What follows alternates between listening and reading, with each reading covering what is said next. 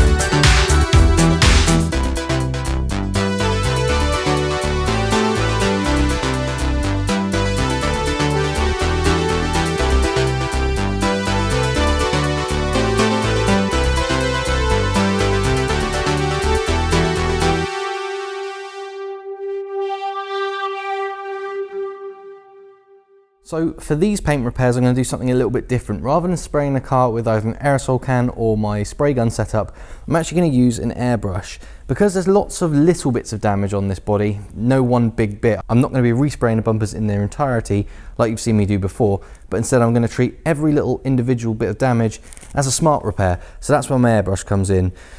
Hopefully that'll give me a good enough finish. If not, obviously I'll have to take the bumpers off and spray them fully, but I'm going to airbrush the whole lot and we'll see how it looks, and hopefully that should work. I'm pretty sure it will. Like I said, I'm going to treat each one as a smart repair, and that's this is the tool I use for smart repairs. So let's crack on and airbrush the damage.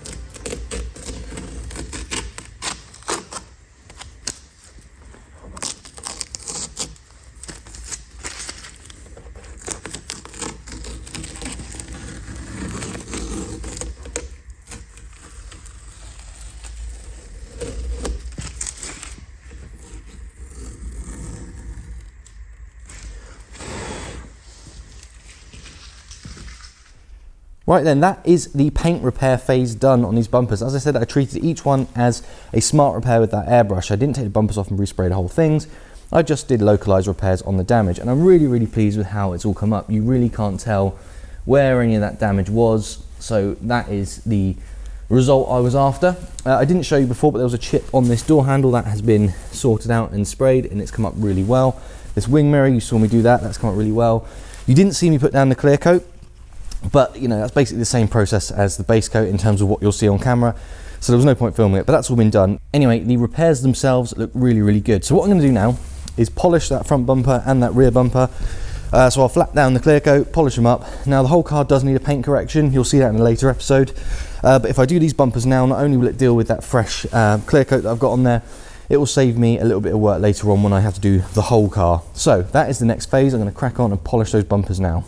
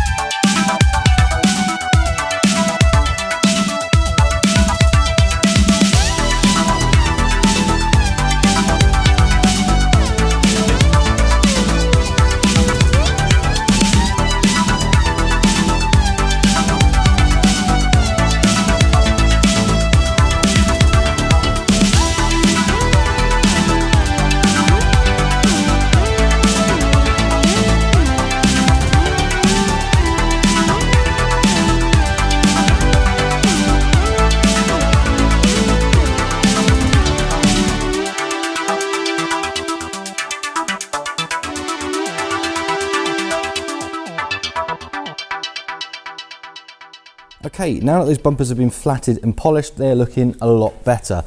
And that means that the body repair / paintwork phase of this project is now complete.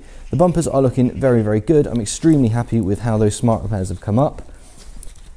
And hopefully you can see how bright the bumpers are looking. That is hopefully the finish I'm going to get on the rest of the car when I paint correct it and polish the body itself. But for now, we're just focusing on the bumpers because that's what I've worked on. And also hopefully you'll see that my approach this time of using an airbrush to conduct a series of smart repairs rather than taking both bumpers off and giving them a full respray each was the right way to go, because this car didn't have a lot of damage. It's had lots of little bits of damage spread out, and treating each one as a smart repair was definitely the way to go in my opinion, and I think it's paid off. Anyway, with those bumpers now complete, that does finish the paintwork and the body repairs that this car needed. As I've mentioned, the rest of the body will be tidied up in a future episode, but for now, that does complete this phase. So that brings this episode to a close. Thank you ever so much for watching today's episode. Now, this video is going live on Sunday, the 12th of November, which is Remembrance Sunday. So what I'd like to do is put a link in the description to the Royal British Legion's website and the Poppy Appeal. If you have anything that you can spare, I'd be very, very grateful if you would donate to their cause. They do fantastic work for veterans and their families, and they work all year round. It's not just this time of year. So if you can afford to spare anything at all, I'd be very, very grateful if you would donate to those guys. But anyway, thank you ever so much for watching as always, and I'll catch you on the next one. Cheers.